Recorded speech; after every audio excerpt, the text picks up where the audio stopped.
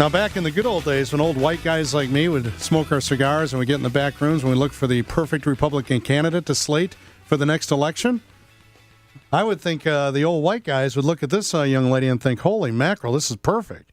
She's young. She's African-American. She's Harvard-educated. Miss America. Mm-hmm. Miss America.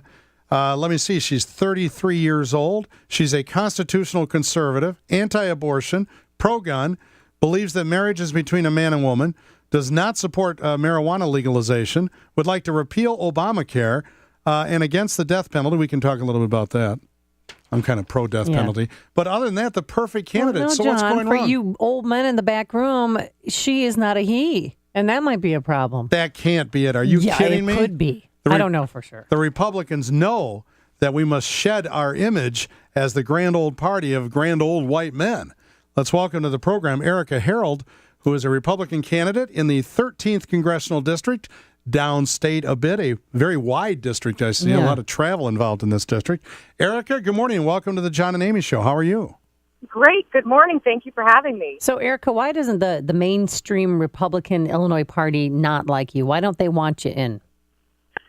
I don't know exactly what's motivating them, but right now I think this could have been a win-win, even though it's a primary and there is an incumbent. If they felt that they had to support him, they could have done so without trying to make it difficult for me to compete, because it would have been a great way to show that the Republican Party is inclusive and that our ideas really can attract people from all backgrounds. And I was out of my mind when they wouldn't let you show up at the Republican Day at the Illinois State Fair. What was that about? Well, I came to the fair because I know that Republican candidates have the opportunity to speak, and I was looking forward to hopefully having the opportunity to do so. But they said that only incumbent people running for federal office would be afforded that opportunity. And I thought, here we are at the state fair. This could have been a great way to show that there's diversity within the party and that you can still have diversity while staying firm on constitutional principles. We are having, of course, a vigorous primary fight gubernatorially and through the various districts as well. But doesn't that make the party stronger, even with an incumbent? And that incumbent hasn't been there very long, frankly, because Johnson was named Johnson, decided to retire relatively early after being reelected. Why do you suppose they're so afraid of competition? Isn't a open and vigorous primary process really conducive to a better showing in the general? Absolutely. I think that the Republican Party is premised on the notion of free market competition. We believe that competition makes participants stronger and that ultimately it yields better outcomes. So in this case, I think whoever emerges as the victor will go into the general election in a stronger position, and we'll have the opportunity for the people to ultimately decide who the party's nominee should be. Because as you mentioned last time, this nomination was ultimately decided by 14 county chairmen, and we should be encouraging vigorous debate. We're trying to figure out the direction that the party should be headed, and it's ultimately the Republican primary electorate that should be choosing its nominee. Erika, you certainly are accomplished. You've done so much with your life. You're only 33 years old, too. Why do you want to go to Washington, D.C. to represent the people of And Illinois? ruin your life. And become part of the least respected group, 7%. Hey, you're doing pretty well. Why go there? I have been afforded so many opportunities in this country, and I'm extremely grateful for them. But I look and see a erosion of constitutional values. And I think that if we're not serious about restoring those constitutional values and reducing the national debt, that we're making each generation have a much more difficult time to achieve the kind of wonderful opportunities that each one of us has been afforded. And I also believe that it takes someone a little bit different to right now challenge the political status quo. And I think that I might have a unique ability to be able to speak truth to power and to be able to challenge the political establishment when necessary. I don't know if any polling's been done there for the 13th Congressional District, but how are you faring so far? We haven't had any polling in a while. And so right now I think people are just now starting to pay attention. Before the beginning of the year, I think people were just so tired of elections. And now people are probably bracing themselves for the onslaught of commercials. But I think probably polling will be done in the next couple of weeks. And I feel really good about where we are because I've been holding town halls throughout the district. I believe in direct engagement of voters. And I feel confident that's going to pay off. Talking here with Erika Harold. She is a Republican candidate downstate in the 13th Congressional District, a very accomplished young woman. There was one instance here that we heard about regarding an ugly email from some GOP county chairman who called you a streetwalker.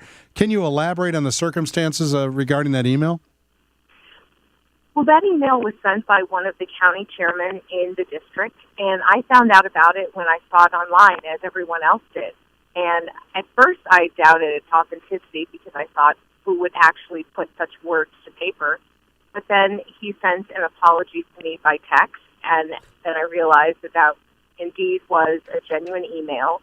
And I just thought it reflected poorly upon him, obviously, and I was hopeful that it would not be viewed as a reflection of the party, because we are fighting the stereotype that we're not inclusive, and I thought it was really unfortunate that it's an incident that could be used to perpetuate the stereotype for the party.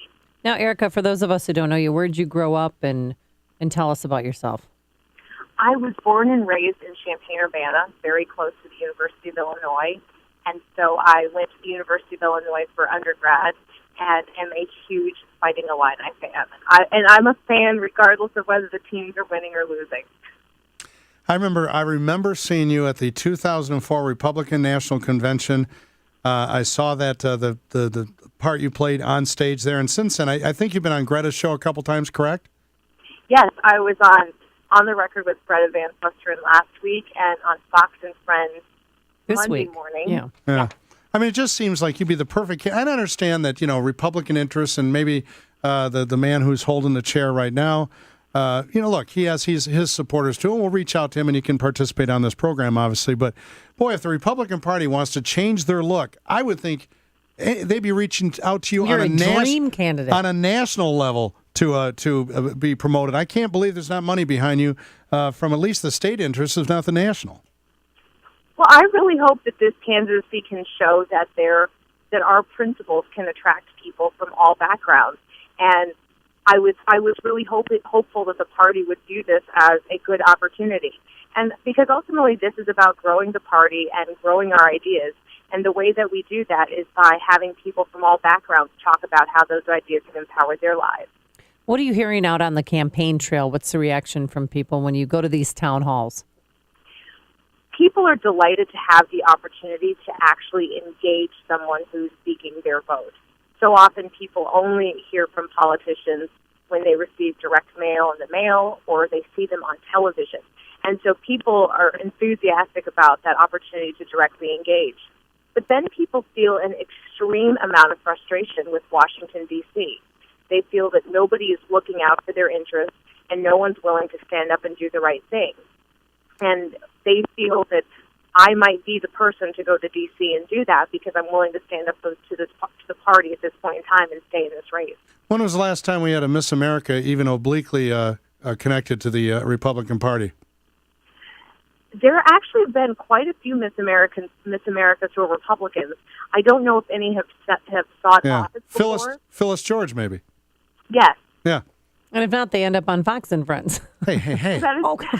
That's her. That's the. If she doesn't get elected, get elected to Congress. That's the next place. Gretchen Carlson was Miss USA. There are always good options. It always opens a lot of doors.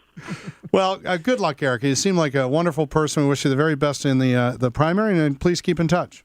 Thank you so much for inviting me on. It's been a pleasure. Thanks, Erika. Erika Harold, who's the Republican candidate, at least running the primary down there in the 13th Congressional District. We'll see how she does in March.